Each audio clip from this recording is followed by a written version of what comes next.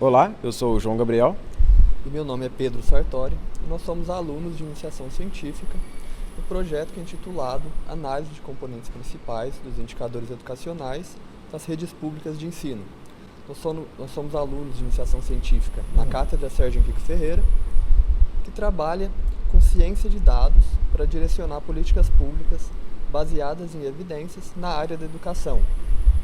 Na análise principal que a gente faz aqui na cátedra, a gente utiliza 5 indicadores, sendo eles o percentual de alunos com aprendizado adequado em língua portuguesa e matemática do SAEB, a nota padronizada do SAEB, o fluxo e a taxa de distorção idade-série. Esses dados são obtidos do INEP, só que analisar esses 5 indicadores para municípios que têm muitas escolas, isso pode dificultar um pouco a análise de gestores que vão utilizar esses dados para tirar informações. Então, uma técnica que é utilizada é a análise de componentes principais, que é uma técnica estatística para reduzir a dimensionalidade dos dados. Então, quando esses dados eles são submetidos a essa técnica, ele vai fornecer outros 5 componentes, que são chamados componentes principais, sendo que o primeiro componente ele vai explicar a maior parte da variação dos dados, e o segundo vai ser o segundo a explicar a maior parte da variação dos dados. Então, nesse caso aqui, por exemplo, a gente tem que o componente 1 explica 70,35% da variação e o componente 2, 14,7%. Isso permite que a gente utilize apenas esses 2 componentes para fazer uma análise dos dados. Cada componente, como pode ser visto nas equações aqui na parte inferior, eles são formados por dosagens desses indicadores originais. E aqui a gente consegue ver que o componente 1, ele praticamente captura o desempenho da rede. Então, quando a gente olha as escolas que estão mais à direita, elas são as escolas que vão ter um maior desempenho, e as que estão à esquerda, um menor desempenho.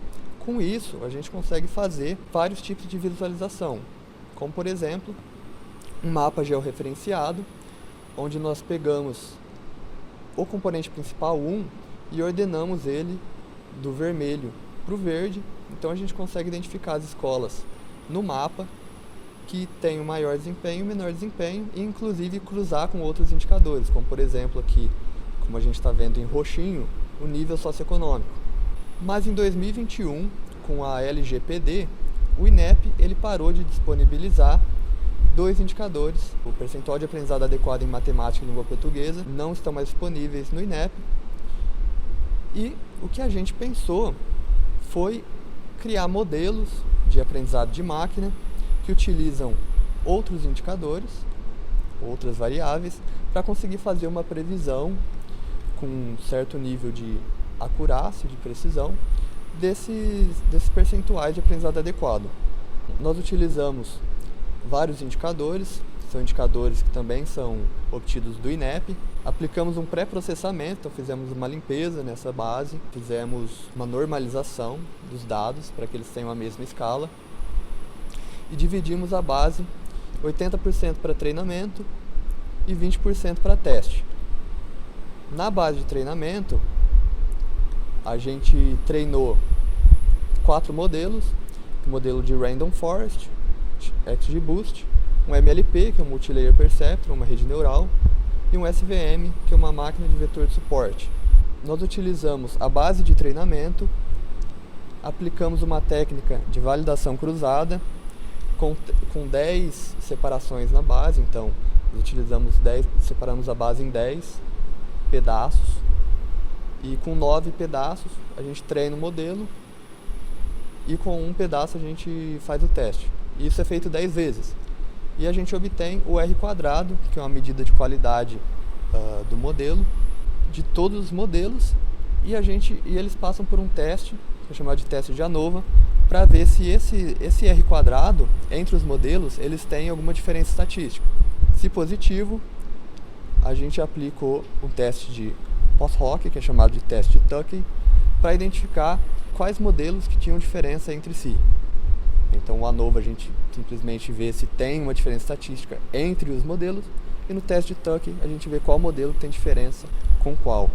Identificando o melhor modelo, a gente utilizou então a base de teste para verificar os resultados. Já na parte de resultado, a gente começou primeiro descobrindo que se a gente não separasse os anos finais dos iniciais, ocorreu uma mistura de características das variáveis que a gente tinha disponível para poder serem usadas como variáveis dependentes. Elas se misturavam e acabavam piorando a qualidade do nosso modelo. Isso ficava nítido quando a gente olhava a correlação de Pearson sem a discriminação, onde ela cai para 0,30, e com a discriminação, que vai para 0,97. O que ajudou bastante o modelo a melhorar a sua qualidade de previsão. Dos 4 modelos que a gente obteve os resultados de seleção usando os testes já citados anteriormente na metodologia. Como resultado, a gente obteve que o Random Forest foi o modelo vencedor. Nós obtivemos uma estatística F de 2.319 no teste ANOVA, uma estatística bem alta, e com p-valor menor que 0.0001. Já no teste post-hoc, nós obtivemos que o Random Forest teve desempenho superior a todos os modelos, com diferenças chegando a 0.03 em R², e em todos com p-valor insignificante menor do que 0.0001. Em todos também houve a rejeição da hipótese nula, ou seja, o Random Forest era o nosso modelo diferenciável estatisticamente. Nesse exemplo, a gente está vendo o exemplo de previsão de matemática anos iniciais. Essa diferença ela fica bem nítida quando a gente observa o box plot, que está à esquerda, que ele exibe que o Random Forest está bem acima dos demais modelos, facilitando a sua visualização com maior R². Ou seja, o Random Forest ele foi coroado, nosso modelo vencedor, e em virtude disso ele foi usado nos testes finais. Nos testes finais nós tivemos métricas de desempenho bem robustas, nos anos iniciais com uma média de R² de 0,98 e um erro absoluto médio de menos de 2%, ou seja, um erro bem pequeno, perto do tamanho da problemática e da complexidade do problema. Já em anos finais nós tivemos métricas também bem robustas, em uma média de 0,96 em R² e chegando até em um erro absoluto médio de 1,67%, para anos finais matemática, uma métrica bem positiva.